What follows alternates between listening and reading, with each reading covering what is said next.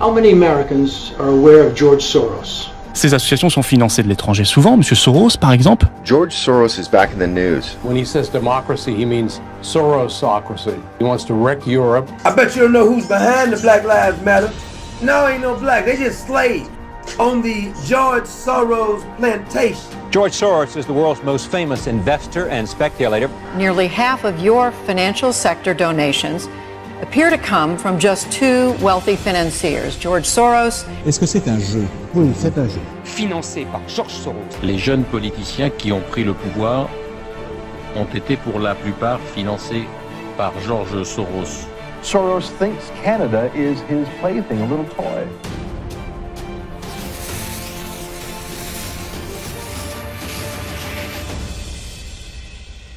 Si le mondialisme devait avoir un visage, ce serait celui de George Soros. George Soros est un milliardaire américain d'origine hongroise. C'est un financier à la tête d'un fonds d'investissement spéculatif qui porte son nom, Soros Fund Management, partenaire du cartel Quantum Group Fund, une coalition de hedge funds basée principalement dans les îles Caïmans. Il est connu dans les milieux économiques pour avoir spéculé contre la Banque d'Angleterre en 1992, causant la crise financière du mercredi noir, forçant le Royaume-Uni à dévaluer sa monnaie et sortir du système d'échange européen. Dans le processus, Soros gagna 1,8 milliard de dollars, et le titre de l'homme qui a cassé la Banque d'Angleterre. Sa spécialité est la spéculation monétaire. En 1997, sa présence se fait une nouvelle fois sentir dans le crash des marchés est-asiatiques, quand la Thaïlande fut forcée d'abandonner l'indexation de sa monnaie au dollar. Le premier ministre malaisien, Mahathir bin Mohamad, qualifia Soros de criminel de guerre économique. Né en Hongrie le 12 août 1930, George Soros s'appelait alors György Schwarz, appartenant à une famille aisée d'origine juive. Sa famille changea de nom en 1936 pour Soros. En 1944, la Hongrie, sous domination allemande, entreprit de déporter les juifs et de confisquer leurs biens.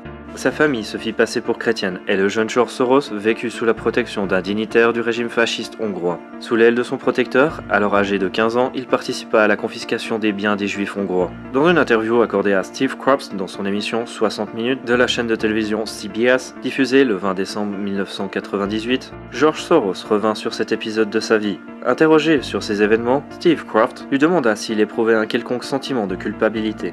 Soros répondit qu'il n'en avait aucun. My understanding is that you went out with this protector of yours who swore that you were his adopted godson. Yes. Went out, in fact, and helped in the confiscation of property from the Jews. Yes, that's right. Yes. I mean, that sounds like an experience that would send lots of people to the psychiatric couch for many, many years. Was it difficult? Not at all. Not at all. Maybe as a child you don't see the connection, but it created no problem at all. No feeling of guilt? No. Dans la préface de l'autobiographie de son père, George Soros écrivit « C'est un sacrilège de dire ça, mais ces 10 mois ont été les plus heureux moments de ma vie. » L'histoire ne se limite pas à son passé en Hongrie et ses activités spéculatives. George Soros est l'une des 30 plus grandes fortunes mondiales, et il investit son butin dans son organisation, l'Open Society Foundation. Officiellement, l'Open Society Foundation est une organisation philanthropique, œuvrant pour la promotion de la démocratie, de la transparence, d'une société ouverte et multiculturelle, à l'aide d'un réseau composé de plusieurs centaines d'ONG à travers le monde. Selon le magazine Forbes, George Soros a investi 12 milliards de dollars dans ses activités philanthropiques. Cependant, le nom de George Soros et l'Open Society Foundation sont souvent liés à des groupes nettement peu recommandables, tels que des néo-nazis ukrainiens, des groupements salafistes, des groupes de passeurs de migrants, les Femen, Black Lives Matter, et les casseurs des émeutes de Ferguson et Baltimore, ainsi que des entreprises de déstabilisation contre plusieurs gouvernements. En Serbie, en Géorgie, en Russie, en Pologne, au Kenya, en Ukraine, au Kyrgyzstan, pour ne citer que quelques-uns. L'organisation est interdite en Russie. La Hongrie et Israël sont en passe de suivre la même voie. En 2016, les serveurs de l'Open Society Foundation ont été piratés et un important nombre de documents furent rendus publics, révélant l'ampleur des machinations politiques de George Soros au niveau mondial. Les Femen. Le financement du groupe Femen est toujours resté très opaque. Un article des Inrocks daté du 20 août 2013 fait état de l'impossibilité d'obtenir des informations quant aux généreux donateurs de l'organisation, même pour les simples membres des Femen. Bien qu'elles aient prétendu n'avoir aucun lien avec George Soros, Celle-ci révèle que George Soros a cessé son soutien financier suite à leur décision d'ouvrir une section en Israël. Les raisons qui ont motivé George Soros à abandonner les Femen sont incertaines, car il est loin d'être un sioniste. Un article du Jerusalem Post, daté du 3 février 2016, basé sur les fuites de l'Open Society Foundation, révèle son intention de combattre les politiques racistes et antidémocratiques de l'État hébreu. Il finance un certain nombre d'organisations anti-sionistes. Il est possible que l'attitude anti-religieuse des Femen aurait pu rentrer en conflit avec les associations pro-palestiniennes musulmanes qu'il finance. George Soros et son organisation déploient de gros efforts pour marginaliser tout discours anti-islam et l'assimiler à du racisme. Le procès-verbal de la réunion dirigeante de la branche américaine de l'Open Society Foundation, daté du 7 et 8 mai 2015, montre l'intérêt que l'organisation a pour inclure le combat contre l'islamophobie dans ce qu'ils appellent les mouvements des droits civiques. En France, un article du Figaro, daté du 23 août 2016, révèle la nature crapuleuse du soi-disant collectif contre l'islamophobie et de son fondateur, le prédicateur salafiste Sami Deba. Ce groupuscule a reçu au moins 35 000 € de la part de l'Open Society Foundation, ainsi qu'une subvention de la Commission européenne. Le think tank Demos, qui a conduit un rapport sur la soi-disant islamophobie sur Twitter, est également une officine financée par l'Open Society Foundation. En 2014, celle-ci a reçu près de 130 000 $. Cette officine use des mêmes méthodes douteuses que le CCI, notamment assimiler une étude sur l'homophobie au sein de la communauté musulmane comme un acte islamophobe. D'après une interview accordée à CNN, Soros s'est vanté d'être derrière les événements de Maïdan, en Ukraine. George Soros, pleasure to have you on. Same here.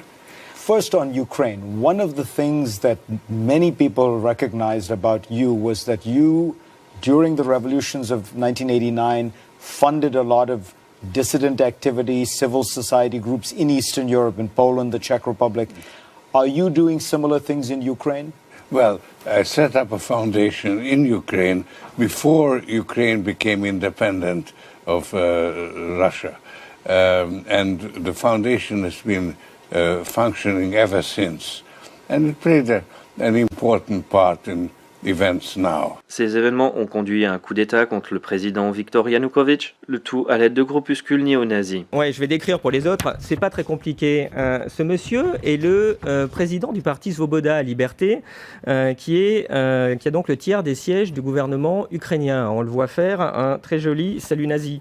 Le même monsieur a été mis en 2012 dans le top 10 des antisémites du centre Simon Wiesenthal. Il était avec les Iraniens. Pourquoi ? Parce qu'il a gentiment déclaré, ce monsieur, qu'il fallait purger 400 000 juifs en Ukraine. Il fallait s'attaquer à la mafia juive moscovite. En 2005, il fait une lettre ouverte où il dit qu'il faut stopper les activités criminelles de la juiverie organisée. En 2012, le quart des députés israéliens, 25% de la Knesset, écrit à Martin Schulz au niveau du Parlement européen en disant il ne faut pas s'associer avec ce parti-là qui est un parti néo-nazi. Qu'est-ce qu'on a vu il y a 3 semaines ? On voit Laurent Fabius qui le rencontre et qui négocie avec... Mais c'est quoi ce délire ? C'est ça nos valeurs au niveau de l'Union européenne ? On a un gouvernement putschiste, elle est la dernière. On voit une partie des manifestants, évidemment qu'il y avait plein de manifestants pacifiques. Ça, c'était une partie aussi des forces d'autodéfense des manifestants ukrainiens où on voit quelqu'un avec un fusil en train de tirer sur les forces de l'ordre. Je rappelle que Maïdan, c'est 500 policiers hospitalisés, dont 150 pour des blessures par balle, dont 17 sont morts par balle. George Soros s'est employé à influencer les médias afin de donner une couverture favorable des événements dans la presse européenne. Bien qu'une partie des éléments néo-nazis ont été gommés du nouveau gouvernement, les éléments restent cependant présents, comme le président du Parlement, Andriy Parubier, cofondateur du Parti national-socialiste d'Ukraine. George Soros a reçu des mains du président Poroshenko la médaille de l'Ordre de la Liberté. Les deux hommes sont relativement proches. Le coup d'État a déclenché une guerre civile causant plusieurs milliers de morts et plus d'1 million de déplacés. George Soros a affirmé son intention d'investir 500 millions de dollars dans la crise des migrants. Le plan Merkel pour la crise des migrants est en réalité le plan de l'ESI, European Stability Initiative, un think tank affilié à l'OTAN, créé suite à la guerre de Yougoslavie, avec des bureaux à Istanbul, Berlin, Vienne et Bruxelles. L'ESI compte parmi ses généreux donateurs l'Open Society Foundation. Le plan prévoit notamment l'acceptation de 500 000 demandes d'asile et d'un accord avec la Turquie, afin que les ressortissants turcs soient exemptés de visa en Europe. Le plan a été suivi à la lettre. Une centaine de petites officines sont apparues pour aider à l'entrée illégale des migrants en Europe. Un article de Sky News, daté du 13 septembre 2015, fait état de l'existence de manuels rédigés en arabe pour aider à l'entrée illégale de migrants en Europe, ainsi que des hotlines de langue arabe basées à Vienne. George Soros est parfaitement conscient de l'impossibilité des États européens de financer l'accueil d'autant de gens. C'est pourquoi il a préconisé le recours à l'emprunt bancaire pour financer l'accueil des migrants. ce que la Suède a fait. Le gouvernement norvégien craint l'effondrement de la Suède. C'est pourquoi il a annoncé son intention de fermer les frontières et de suspendre le droit international si la Suède venait à s'effondrer. Le procès-verbal de la réunion dirigeante de la branche américaine de l'Open Society Foundation, daté du 15 et 16 mai 2014, indique un intérêt particulier pour faciliter l'accès au vote en faveur des minorités et immigrants. Dans la liste des organisations financées par l'Open Society Foundation pour les élections européennes de 2014, la quasi-totalité des organismes financés sont en faveur du multiculturalisme, de politiques communautaristes et suivent un agenda libéral socio-progressiste. Le programme de 2015 pour la branche américaine de l'Open Society Foundation montre quelques activités intéressantes, notamment le soutien aux politiciens locaux partageant les vues de l'Open Society, les tentatives de récupération politique de la visite du pape aux USA. Mais le plus important est le projet de fédérer les forces de police américaines en usant des violences de Black Lives Matter. L'organisation a été créée et est financée par nul autre que George Soros. Celui-ci finance ce mouvement à hauteur de $650 000. Les émeutes de Ferguson, Baltimore et Charlotte ont également été financées à l'aide de sociétés écrans, tributaires de l'Open Society Foundation. Les casseurs recevaient entre $3 000 et $5 000 par jour. Un article du Business Insider du 6 août 2015 révèle que les relations raciales se sont détériorées aux USA.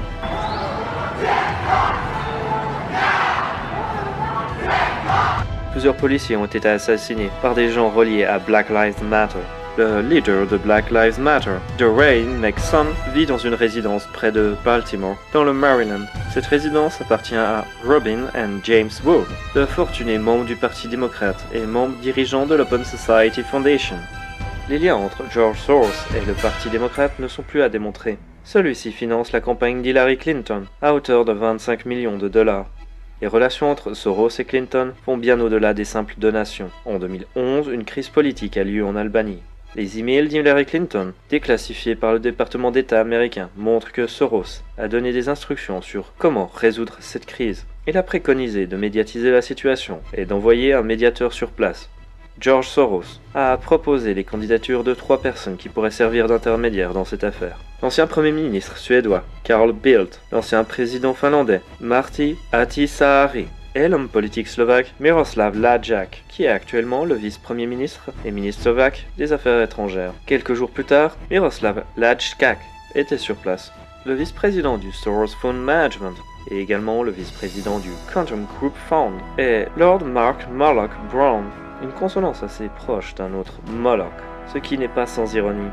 Lord Moloch Brown est un citoyen britannique, membre du comité directeur de l'Open Society Foundation. Il a travaillé dans diverses instances internationales, telles que la Banque mondiale et les Nations unies. Il est impliqué dans le tristement célèbre programme de pétrole contre nourriture imposé à l'Irak. Lord Moloch Brown est également membre du conseil d'administration de l'entreprise Smartmatic, qui est chargé des machines à voter et à compter les voix dans 16 États américains, dont au moins 6 sont des États clés pour l'élection américaine.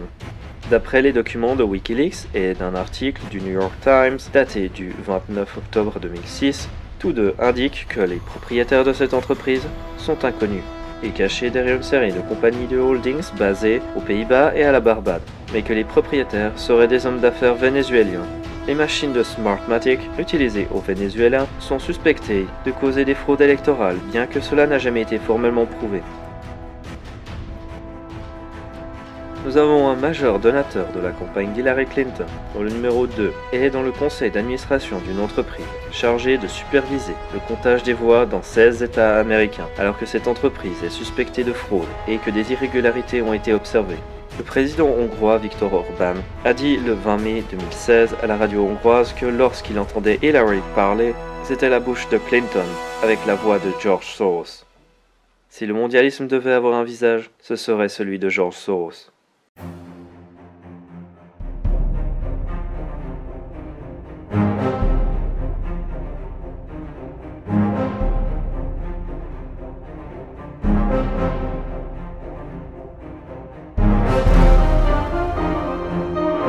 Thank you.